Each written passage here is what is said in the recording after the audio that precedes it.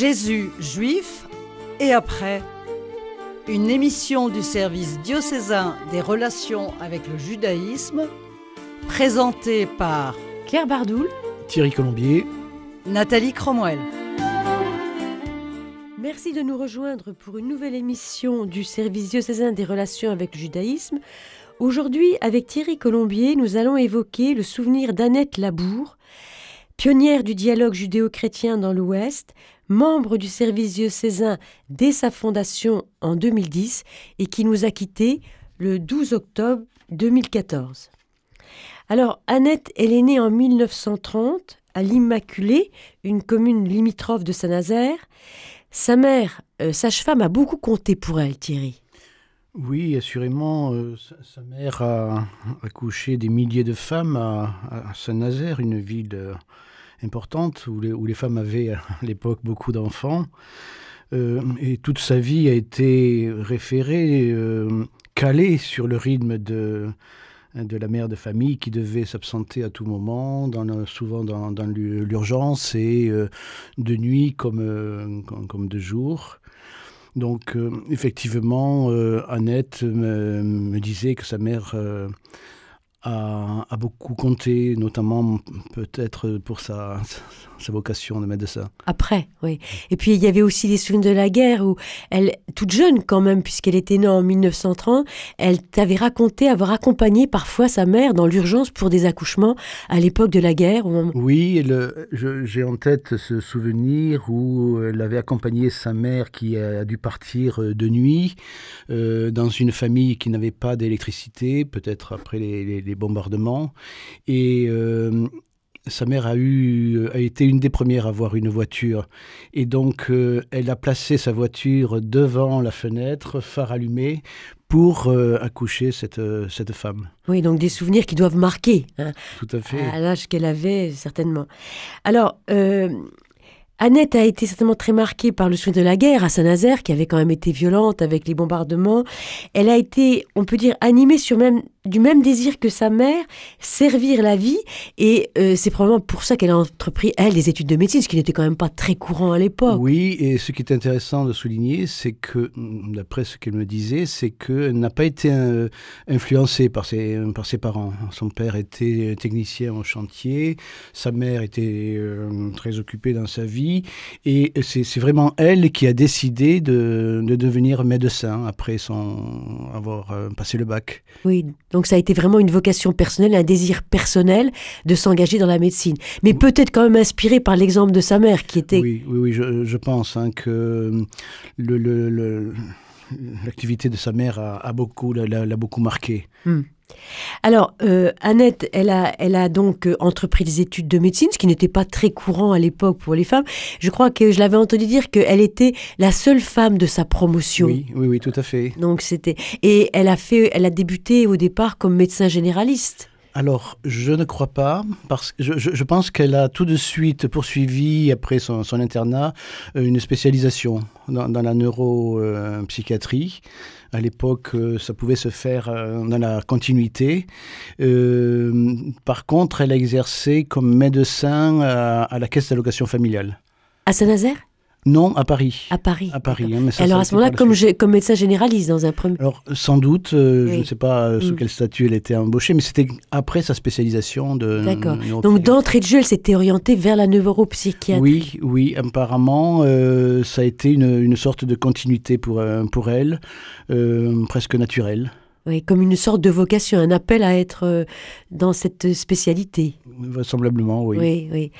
Alors, c'était une femme qui était, on peut le dire, donc c'est vraiment quelqu'un qui a pris sa vie en main. C'était donc une initiative personnelle de choisir la médecine. Oui. C'est pas un choix qui lui aurait été imposé ou inspiré par ses parents.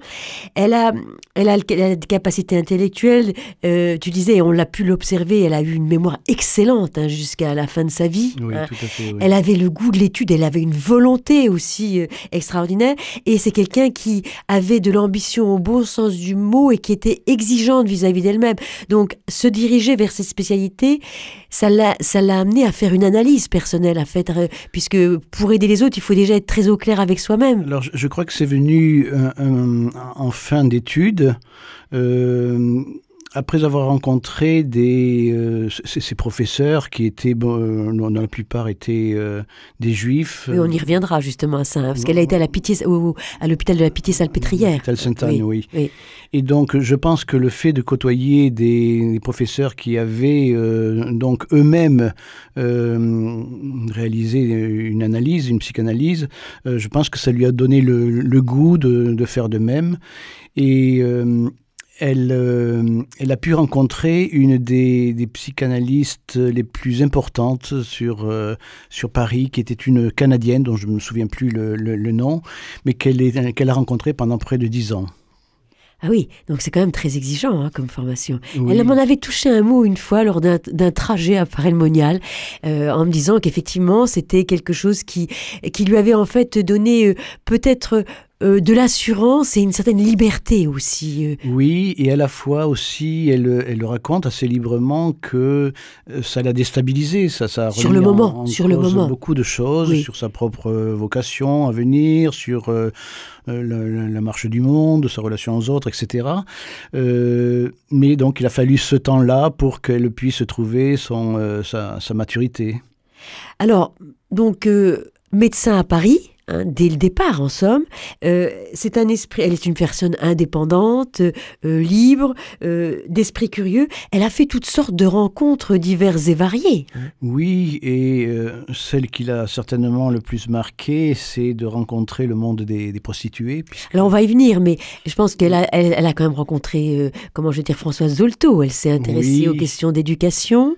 Oui, elle était dans le cercle des intellectuels qui étaient dans ce milieu médical, psychologique, donc ça l'a amené à rencontrer des personnalités très fortes. Elle a ça, et puis elle a en même temps, certainement, par sa spécialité, le souci de la personne en difficulté, parce que elle avait rencontré le père Jaouen qui réinsérait des jeunes qui était passé par la case de la prison. Elle a rencontré cet homme aussi. Oui, alors des personnes en difficulté, mais ce qui l'a caractérisé, je dirais, c'est cette ouverture aux autres différents, à des milieux différents, oui. En dehors du monde catholique dont elle faisait partie, mais elle était vraiment attirée par, on va dire, les périphéries. Déjà, elle était avant-gardiste. Oui, tout à fait. Oui, c'est vrai, elle a cette attirance. Alors, on y vient parce que effectivement, elle s'est vouée quand même aux prostituées. Elle a œuvré. Voilà. Alors, elle a œuvré à l'association d'Uni. Oui, ça, elle en parlait de temps en temps. Elle était fidèle toute la vie à ces femmes qui l'ont beaucoup marquée. Elle a pu mesurer la condition de la femme au travers de ces femmes prostituées, le monde difficile de la prostitution. Elle a même fait des interventions à l'UNESCO. Oui. Quelques jours avant son départ, sa mort, elle m'a montré un article de journal qui m'a étonné, où on voyait le docteur Labour qui faisait une conférence sur la prostitution et la prévention de la prostitution à l'UNESCO. Oui. Donc elle a exercé toute sa carrière, elle l'a faite au nid. Oui. Médecin attitré de cette association ? Oui. Elle alors je ne sais pas de quelle façon, si c'était des vacations, si c'était un emploi salarié, mais en tous les cas, de ce que je sais, elle a toujours été dans ce milieu-là. Dans ce milieu-là, oui. Et attirée quand même par... alors, je pense... Peut-être aussi par un certain souci de toujours être sensible aux questions de dignité de la personne, alors de la femme bien sûr, mais de la personne. Oui, alors je pense que là c'est peut-être son analyse qui lui a permis de rechercher à se libérer personnellement et à aider les autres à se libérer, je pense. Alors ça rejoint peut-être un peu aussi l'expérience de sa mère, qui voyait peut-être des femmes qui étaient mères de familles nombreuses, un peu au-delà de leur désir. Peut-être qu'elle a toujours eu cette sensibilité un peu à la condition entre guillemets féminine aussi. Oui, alors elle parlait beaucoup de sa mère qui, revenant des accouchements, parlait de ce qu'elle avait vécu, de ce qu'elle avait vu dans tous les milieux très précaires et puis des milieux aussi favorisés, avec des joies la plupart du temps, mais aussi des malheurs. douleurs, des souffrances. Donc je pense que la proximité avec cette mère qui donnait la vie, qui permettait aux femmes de donner la vie, l'a beaucoup marqué, oui. Oui. Alors, je rappelle aux auditeurs qui suivent l'émission de Radio Fidélité du service diocésain des relations avec le judaïsme, et nous évoquons le souvenir d'un membre du service, pionnier, puisqu'elle a été dans les premières à en faire partie, et qui nous a quittés en laissant un grand vide le 12 octobre 2024. Alors, je reviens justement à cette rencontre que tu as évoquée, Thierry, tout à l'heure, avec les médecins juifs à l'hôpital de la Pitié-Salpêtrière à Paris, une rencontre qui a été pour elle fondatrice. Oui, ça a été vraiment décisif. Elle a pu rencontrer l'âme juive qui a souffert dans son destin, mais qui s'est relevée, notamment après le grand malheur de la Shoah, où elle a pu rencontrer ces hommes de grande valeur qui avaient réfléchi sur l'état du monde, de ce qui leur était arrivé, la façon dont on peut survivre après une telle épreuve. Et ça, effectivement, ça l'a beaucoup marqué et ça l'a interrogé sur ce judaïsme qui finalement avait des résonances pour sa propre foi et qui l'a mise en chemin. Oui. Alors, certains avaient vécu eux-mêmes personnellement la Shoah. Oui. Certains étaient revenus avec tous les malheurs que l'on connaît, de ces familles qui essaient de se retrouver après cet événement tragique. Et ça l'a beaucoup marqué, et d'autant plus qu'à Saint-Nazaire, lorsqu'elle a vécu l'occupation, qui était une occupation très dure. Oui.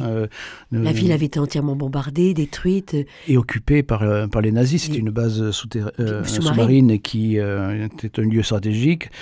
Donc le fait d'avoir vécu la guerre, d'avoir vécu la libération, d'avoir approché ces personnes qui avaient vécu la Shoah, ça l'a énormément bouleversée, retournée, et donc elle a toujours été préoccupée par cette question-là.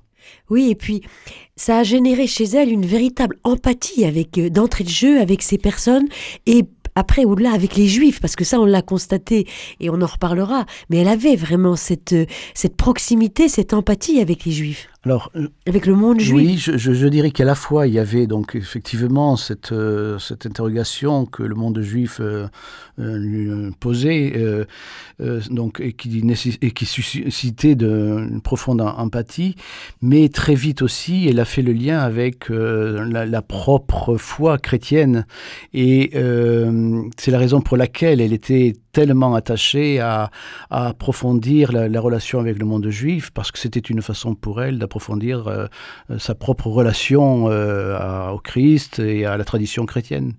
Oui, alors elle avait le goût des études, et finalement c'est quelque chose qui elle se sent proche du monde juif qui lui a aussi ce goût de l'étude, et ça va la renvoyer. Alors elle s'est mise d'abord à étudier l'anglais pour pouvoir lire des articles que certains des amis juifs qui lui envoyaient de Londres. Voilà, c'est incroyable. Alors elle a appris l'anglais toute seule. Jusqu'aux dernières années, elle était en lien avec plusieurs amis juifs de Londres, à qui elle a envoyé des articles, et réciproquement, et elle m'a dit qu'elle avait effectivement étudié l'anglais pour être en relation avec ses amis juifs. Alors non seulement l'anglais, mais l'hébreu aussi. Alors l'hébreu. Elle va se mettre à l'étude de l'hébreu biblique. Très tôt, oui. Oui. À l'INALCO, donc un institut à Paris, spécialisé dans les langues orientales. Et elle a rencontré des professeurs juifs qui l'auront beaucoup marqué et qu'elle suivra toute la vie. Et là encore, l'apprentissage de l'hébreu l'a renvoyé à la foi chrétienne. Elle a vu les liens profonds entre la tradition hébraïque et puis la tradition de l'Église. Alors, le hébreu, elle l'a étudié aussi avec les sœurs de Sion, notamment avec sœur Dominique de la Maisonneuve, parce qu'elle a fait une formation diplômante et extrêmement exigeante. Elle en parlait quelquefois avec presque des trémolos dans la voix. Crainte, voilà, tremblement, oui, effectivement. Et elle avait raconté aussi qu'elle avait pris un jour de congé indu pour pouvoir passer un examen qui n'aurait pas été reporté, vu l'intransigeance des sœurs de Sion, qui n'auraient pas fait de cadeau. Mais bon, cette exigence d'études a porté ses fruits, parce que effectivement, elle lisait les psaumes dans le texte, et nécessairement, elle pouvait découvrir des sens, des ouvertures qui ne sont pas accessibles aux non hébraïsants. Oui. Alors, elle a non seulement donc elle étudie l'hébreu et ça va lui donner une ouverture, c'est vrai, aux écritures, mais elle va suivre beaucoup de formations. Alors des formations faites par des rabbins ou par d'autres, et on peut dire qu'elle en a suivi jusqu'à la fin de sa vie, quasiment. Oui, elle était très complète en fait. Elle suivait des formations selon diverses approches, que ce soit des approches juives, donc elle était à l'école de maîtres juifs, comme les cours du rabbin sultan qu'elle aura suivi pendant des années. Je pense jusqu'au Covid, moi je crois qu'elle y allait. Elle allait à Paris, donc presque jusqu'à 90 ans. Tout à fait. Au moins on pense une fois par mois. Pour les cours du rabbin sultan, et elle revenait toujours avec le même émerveillement et se désolait que je n'en fasse pas autant. Oui.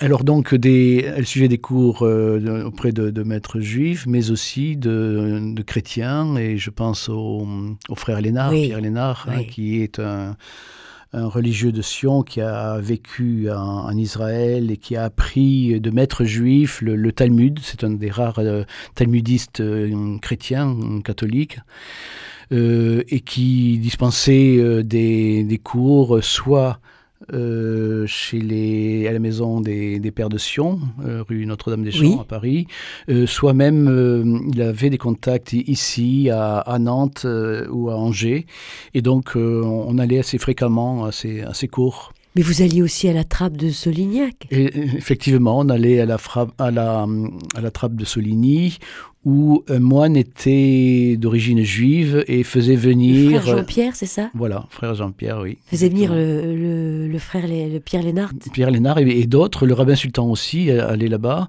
Donc il y avait tout un groupe qui suivait, on va dire, la lecture juive des Écritures, que ce soit Ancien ou Nouveau Testament.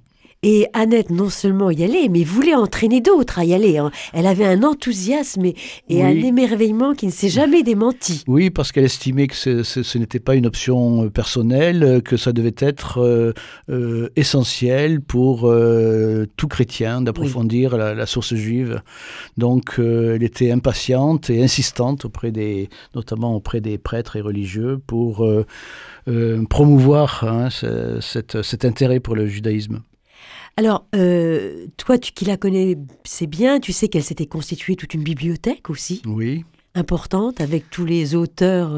Alors, oui, et ça, je peux témoigner de ma dernière visite chez elle, où j'ai pu rentrer dans sa chambre, puisque les quelques derniers jours, elle quittait plus sa chambre. Et là, j'ai vu une bibliothèque où tous les livres les livres, on va dire, essentiels de la relation juif-chrétien étaient annotés de petits papiers qui étaient pratiquement à chaque page. Tous les livres étaient soulignés.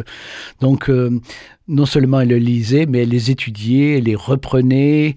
Donc, elle avait un véritable travail de réflexion et d'étude sur ces textes-là.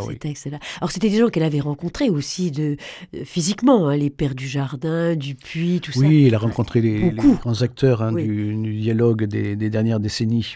Oui, parce que alors elle était membre aussi de plusieurs types de groupes. À Paris, d'abord, elle avait déjà fait partie d'un groupe Anani, qui était un groupe... oui. Oui, alors ça c'est intéressant parce que c'est un groupe qui rassemblait des couples mixtes, juifs chrétiens, ou des gens d'origine juive qui avaient du mal à trouver une reconnaissance autour d'eux. Et ce groupe avait été fondé par 2 prêtres juifs dans l'entre-deux-guerres, dans les années 30, à Paris. et qui se réunissaient pour sans doute se réconforter parce que ils éprouvaient à la fois un certain rejet du monde catholique et à la fois même chose du monde juif. Et c'est là qu'elle a rencontré, elle nous en parlait, le cardinal Lustiger, qui lorsqu'il a été archevêque évêque de Paris, venait un peu discrètement rejoindre ce groupe-là, et qui lui avait dit personnellement, vous savez, je suis doublement crucifié. Ah oui. À la fois par le monde catholique et à la fois par le monde juif. Alors les choses se sont arrangées sur la fin, mais au départ, il a vécu véritablement comme une épreuve, sa situation de juif baptisé. Alors elle faisait partie des amitiés judéo-chrétiennes, elle a été toutes les sessions découvertes du judaïsme dans l'Ouest, à Paray-le-Monial, elle était infatigable. Chaque fois qu'il y avait une opportunité, elle y allait. Oui. Et dans ce souci aussi d'entraîner d'autres personnes. Alors il y avait les voyages aussi, parce qu'elle a fait quand même de nombreux voyages, toi tu en as fait certains avec elle. Oui. Auschwitz, Israël. Ce que je disais tout à l'heure, elle avait une approche très pluridisciplinaire, on va dire. À la fois la Shoah, à la fois l'étude, mais à la fois la réalité d'Israël aussi. Elle avait énormément percuté les Juifs revenus sur leur terre. Et donc, on a fait plusieurs voyages en Israël où elle était émerveillée à tout ce qu'elle découvrait. Oui. Alors, il y avait les voyages en Israël, mais elle est allée aussi de plusieurs fois à Auschwitz, avec notamment une rescapée. Oui, elle était amie avec une rescapée, Yvette Lévy. J'ai pu l'accompagner avec un groupe de jeunes lycéens de première terminale qui avaient été préparés avant ce voyage, et on a vécu des choses formidables. C'était elle qui avait préparé ces jeunes auparavant ? Non, c'est pas elle. Ce sont les sœurs de Sion, là, justement, avec le père du jardin, et puis Daniel Guerrier aussi. Et nous avons passé 4 jours à Auschwitz, Varsovie, et on a pu, au-delà de l'aspect émotionnel, on a pu étudier les conditions dans lesquelles la Shoah s'est réalisée, le contexte historique, le contexte sociologique des ghettos. Donc ça a été très, très fructueux pour ces jeunes et pour nous-mêmes. Et elle était passionnée, elle discutait avec les jeunes, enfin... Oui. Donc, et finalement, je me rappelle plus, vous avez fait un dernier voyage en Israël assez tardivement, pas très longtemps avant. À quelle occasion, je me souviens plus, il me semble. Alors oui, c'était après la mort du cardinal Lustiger, mémorial Lustiger à Abou-Gosh, chez les moines bénédictins. Un jardin a été aménagé en souvenir de l'œuvre du cardinal Lustiger. Et donc, toute une délégation française s'était rendue là-bas pour manifester leur soutien et la mémoire. Et Annette en faisait partie. Et bien sûr, elle était là. Elle était toujours prête à effectivement à voyager aussi. Alors, les événements du 7 octobre l'ont beaucoup affectée. C'était pour elle terrible. Oui, elle a tout de suite compris le piège dans lequel Israël était tombé, sans doute parce qu'elle-même avait connu la situation extrêmement paradoxale de Saint-Nazaire bombardé par les Alliés pour les libérer de la barbarie nazie. Elle a très bien compris qu'il se passait quelque chose de cet ordre-là à Gaza, où malheureusement l'armée israélienne était obligée de répliquer énergiquement pour empêcher le Hamas, le groupe terroriste, de réitérer ce massacre. Donc, quelque part, elle a immédiatement saisi l'enjeu de ce qui se passait le 7 octobre. Et son empathie pour le peuple juif, elle aurait aimé pouvoir la manifester plus. Elle ne peut plus tellement se déplacer les derniers temps, mais elle téléphonait à ses amis juifs, aux uns, aux autres. Oui, et sentant ses forces diminuer, je communiquais davantage avec elle au téléphone. Et voyant arriver les fêtes de Tishri, les fêtes d'automne, là, cette année, là, en 2024, cette année, elle manifestait le besoin d'être reliée au monde juif. Elle nous demandait à moi, mais à d'autres aussi, de lui dire ce qui se passait à la synagogue, comment le peuple juif vivait la situation, et elle voulait s'unir à la prière juive. Et petit clin d'œil, la Providence, eh bien Annette a rejoint, tu disais là, cette formule, le Dieu d'Israël, le 12 octobre, et c'était cette année la fête de Yom Kippour, la fête du grand pardon, le jour... C'est assez inattendu parce que la veille ou l'avant-veille, elle était totalement consciente et elle n'imaginait pas qu'elle partirait. Et donc, quelque part, elle était entendue puisque, effectivement, elle s'est éteinte le jour du grand pardon. Oui. Qui est le jour le plus solennel. Oui, c'est ça. Voilà, où c'est le jour du grand face-à-face à Dieu, où là, on remet tout sur la table. Et puis, tous les ans, on fait le point, oui. C'est vrai que ça nous a tous un peu interpellés, effectivement. Vrai. Alors, nous arrivons à la fin de cette émission. Ce que l'on peut dire, c'est que bon, en fait, Annette, si elle avait pris sa retraite un jour de médecin, elle est restée jusqu'à la fin de sa vie engagée avec la même passion dans le dialogue judéo-chrétien. Tout en continuant à étudier jusqu'à la fin de sa vie, elle s'est employée aussi, et on l'a un petit peu évoqué, avec l'énergie qui l'a caractérisée, à essayer de transmettre ce qu'elle avait découvert et qu'elle jugeait si important pour elle, la rencontre avec le judaïsme, qui lui avait permis, elle le disait, de garder sa foi au Christ, Messie d'Israël, et de rester fidèle à l'Église. Ça avait été fondateur pour sa propre expérience de foi. Ah oui, elle a dit très souvent que s'il n'avait pas côtoyé le judaïsme, elle aurait certainement pris de la distance avec son Église. C'est pour ça qu'elle avait ce souci d'entraîner d'autres, car elle pensait que c'était vraiment vital. Voilà, elle a vu que c'était un signe des temps dans le monde difficile, chamboulé d'aujourd'hui, cette nécessité de revenir à la source. Oui.